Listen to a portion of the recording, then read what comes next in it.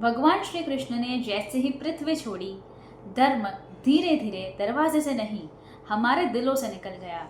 अब जो युग है वो सिर्फ नाम का कलयुग नहीं है, ये परीक्षा है हमारी आत्मा की। हिंदू धर्म में समय को केवल एक बहती हुई धारा के रूप में नहीं देखा गया, बल्कि उसे चक्रों में बांटा गया है। ऐसे चक्र जो लगातार दोहराए जाते हैं। इस चिरंतन सत्य के अनुसार समय 4 प्रमुख युगों में विभाजित है: सतयुग, त्रेता युग, द्वापर युग और कलयुग। वर्तमान में हम सभी कलयुग में जीवन व्यतीत कर रहे हैं, एक ऐसा युग जिसे प्राचीन ग्रंथों में धर्म का 1/4 भाग शेष रहने वाला, मानसिक वेदना और आध्यात्मिक पतन का युग बताया गया है। लेकिन प्रश्न उठता है, क्या कलयुग का आरंभ एक निश्चित समय पर हुआ था? क्या ये युग वास्तव में श्रापित है? क्या कलयुग का अंत भी है? और यदि हाँ, तो उसके बाद कौन सा युग आएगा?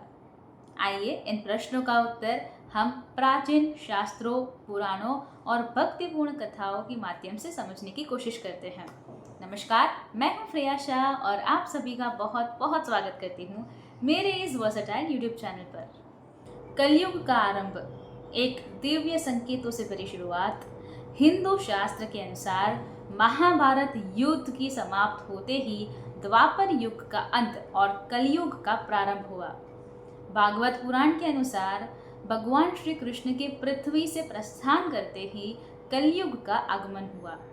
कलयुग की शुरुआत की सबसे खास बात ये थी कि ये धीरे धीरे शुरू हुआ।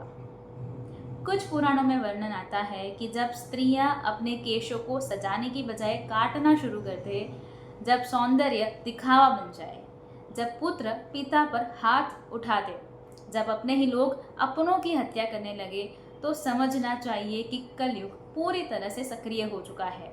कलयुग के लक्षण: अधर्म का विस्तार और मनोवैज्ञानिक संघर्ष। कलयुग को केवल सामाजिक गिरावट का युग नहीं कहा गया है, बल्कि ये एक मनोवैज्ञानिक और आध्यात्मिक युद्ध का समय है। इस युग में धर्म का केवल 1/4 हिस्सा ही शेष रह जाएगा। सत्य, करुणा, संयम और दया जैसी मूल्यवान भावनाएं कमजोर पड़ जाएगी। लालच, क्रोध, अहंकार और मोह जैसे अवगुण समाज में घर कर लेंगे। गुरु शिष्य संबंध, माता पिता का संबंध, वैवाहिक पवित्रता, सब पर प्रश्न चिन्ह लग जाएगा। धन को ही धर्म मान लिया जाएगा और पूजा केवल दिखावे के लिए होगी। भागवत गीता और युग चक्र, परिवर्तन ही शाश्वत सत्य। भगवत गीता में भगवान श्री कृष्ण ने स्पष्ट कहा है, जो जन्मा है उसका मरण निश्चित है और जो मरा है उसका पुनः जन्म भी निश्चित है।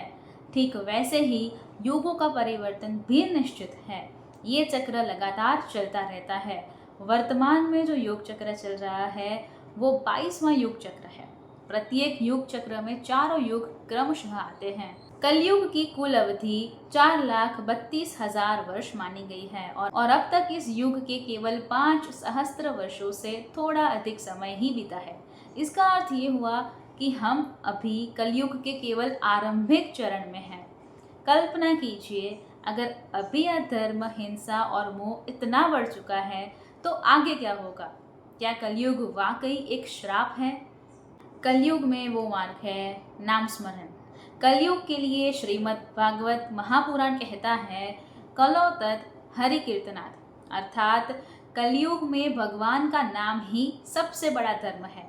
त्रेता युग में भगवान राम आए, धर्म की स्थापना की। द्वापर में श्री कृष्ण ने अधर्मियों का विनाश किया और कलयुग में भगवान का नाम स्वयं साक्षात दिव्य शक्ति बन गया है।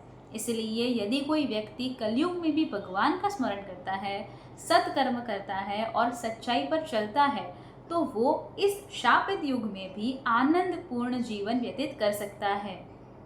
कलयुग का अंत, तीनों देवों का हस्तक्षेप। पुराण में वर्णन आता है कि जब कलयुग अपने चरम पर पहुंच जाएगा, तब ब्रह्मा, विष्णु और महेश तीनों देवता एकत्रित होंगे और इस युग का अंत करेंगे। फिर एक महाविनाश होगा जिसे प्रलय कहा जाता है। उसके बाद एक नया युग जन्म लेगा, सतयुग, जिसे स्वर्ण युग भी कहा जाता है। इस युग में सभी लोग धर्म का पालन करेंगे। मनुष्य सत्य, प्रेम और दया को जीवन का मूल बनाएंगे। पूजा, तप, साधना और योग फिर से जीवन का अंग बनेंगे। क्या हम कलयुग में ही सतयुग की झलक नहीं बना सकते? हालांकि सतयुग का आगमन अभी लाखों वर्ष दूर है, लेकिन हम अपने आचरण, विचार और कर्मों से अपने जीवन में ही सतयुग ला सकते हैं। यदि हर व्यक्ति सत्य बोले, किसी का अहित ना करे, अपने माता पिता, गुरु और धर्म का सम्मान करे, दिन में कुछ समय ईश्वर स्मरण में लगाए, तो वो स्वयं में ही एक स्वर्ण युग का आरंभ कर सकता है। निष्कर्ष, परिवर्तन हमारे हाथ में है। शास्त्र हमें बताते हैं कि युगों का परिवर्तन समय के साथ होता है, लेकिन व्यक्ति का आत्मिक विकास किसी भी युग में संभव है। कलयुग चाहे जितना भी अंधकार में क्यों ना हो, अगर मनुष्य सच्चे हृदय से भगवान का स्मरण करे तो ये युग भी वरदान बन सकता है। तो कैसा लगा आपको ये वीडियो? कमेंट्स में ज़रूर से बताइएगा। आपकी कमेंट्स का हमें इंतज़ार रहेगा। वीडियो पसंद आए तो इसे लाइक कर दीजिए, इसे शेयर कर दीजिए और फ्री आशा नाम के इस वर्सेटाइल यूट्यूब चैनल को अभी तक सब्सक्राइब नहीं किया है तो कर लीजिए, साथ वाला बेल आइकन दबा दीजिए। उसके बाद 3 ऑप्शंस आएंगे, ऑल के ऊपर क्लिक कर दीजिए ताकि हर नए वीडियो की नोटिफिकेशन आपको सबसे पहले मिलती रहे। नए वीडियो के साथ फिर मिलेंगे। धन्यवाद। जय हिंद।